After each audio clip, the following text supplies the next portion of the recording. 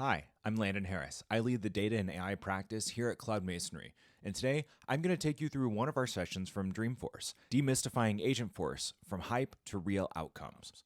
We put this session together to talk about what is actually working with Agentforce out there. We hear everybody talking about it, but not a lot of people are actually able to use it. There's a lot of misconceptions, and so we wanted to take you through what we're actually seeing in our hands-on experience. I'll do some quick introductions. We'll talk about the current AI landscape, hype versus reality with Agentforce, and then we'll talk about a blueprint for success. And since, of course, we can't do a live Q&A, use the comments section below. I'll be your guide through today's session. As the data and AI practice lead here at CloudMasonry, I've worked in the Salesforce ecosystem about 15 years now.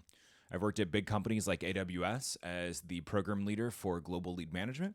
I've also worked in IT directly at an enterprise home builder, and I approach everything straddling business and technology. My focus is really helping executives navigate data and AI transformation in today's world. CloudMasonry is your full-service end-to-end Salesforce partner. We guide organizations from initial design to ongoing managed service. Our success is built across deep expertise of all of the Salesforce clouds, and we bring proven results, including top app exchange ratings and industry recognition. Let's talk about our experience with Agentforce. Agentforce was launched in October of 2024. Within 2 months, we'd begun partnering with clients to bring it into the real world. We started with 2 Agentforce 1000 projects. This was a cool accelerator that Salesforce kicked off to get Agentforce into the marketplace as quickly as possible. Our first project was with an energy company.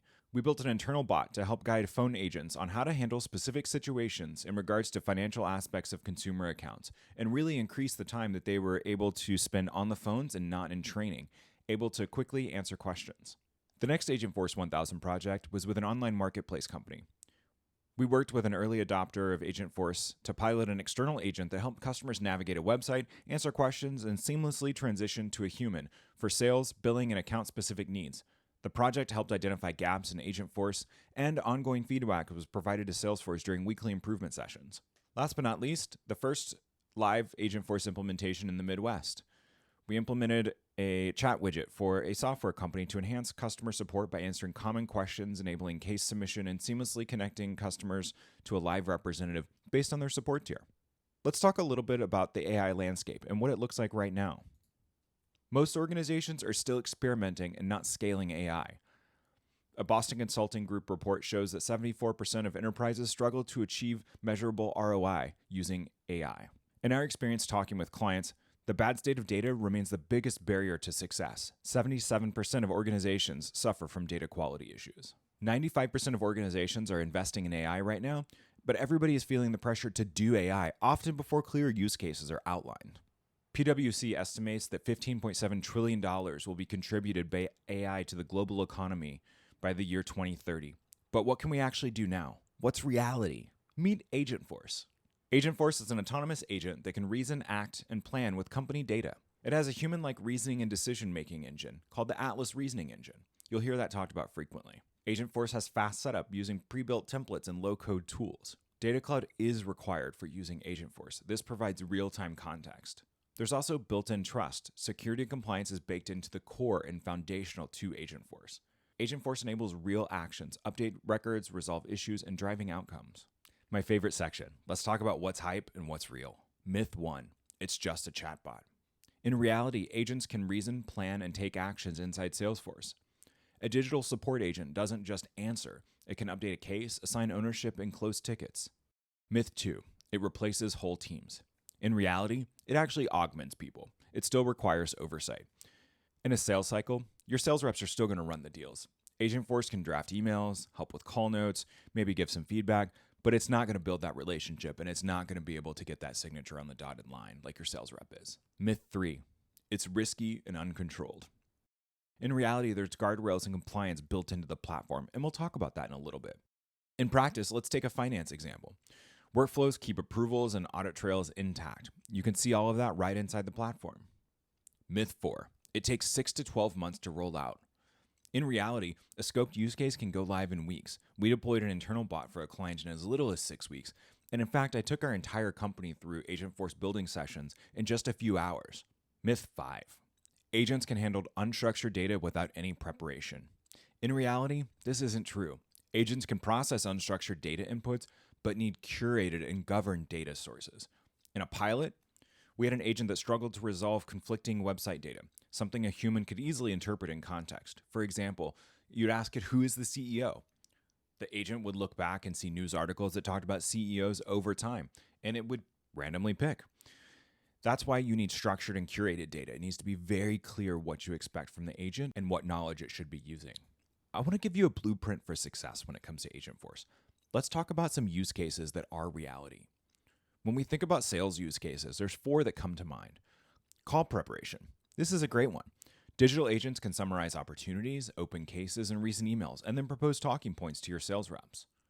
Agents can also enable faster follow-up. An agent can enable faster follow-up by drafting a personalized follow-up email, creating next steps, and logging everything to the opportunity, all based on information that's in Salesforce. You can use an agent to revive stalled leads. Digital agents can detect inactive leads and send re-engagement messages referencing the last touch point and make it very personalized to that person and not a blast from your marketing team that gives one message to everyone. Lastly, you can qualify inbound leads. Digital agents evaluate inbound leads for fit, then send an initial outreach before even routing to a human. Let's talk about use cases for service. Once we close the deal, we still need to take care of our clients. Warranty replacements. You can have a digital agent verify eligibility and create an order replacement without ever needing to talk to one of your support agents, saving valuable dollars and time. Sentiment escalation. A digital agent can detect frustration and route cases to a senior human queue. You can also have follow-up automation. A digital agent can identify stale cases and schedule next touch points. Something as easy as status and follow-up. A digital agent can give a case status and book time with a human case owner so that the client can get the service that they need. But what does a path to success look like?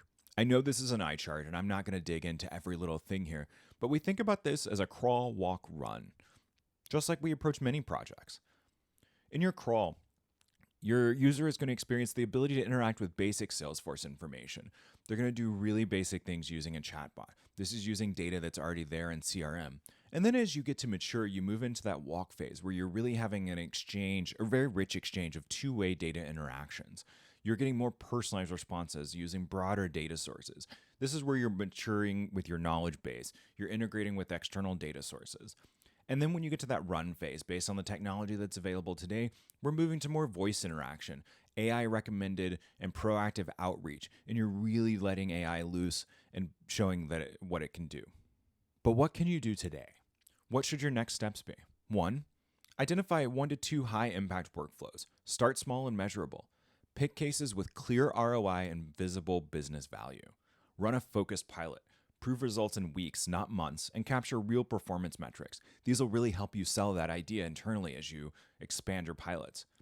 Build internal advocacy. Share those wins broadly and show how AI can help people focus on higher value work. Establish governance early. This is an important one. You need to create the policies and controls to ensure that AI is used responsibly, ethically, and in alignment with trusted data and organizational values. And last but not least, find a partner that can help you, like CloudMasonry. Leverage our data and AI practice for scoping, governance, and scaling support. I'd love to answer any questions you have. Drop them in the comments below, and we'll talk. If you'd like to have a conversation about AI in your business, please reach out. We'd love to chat.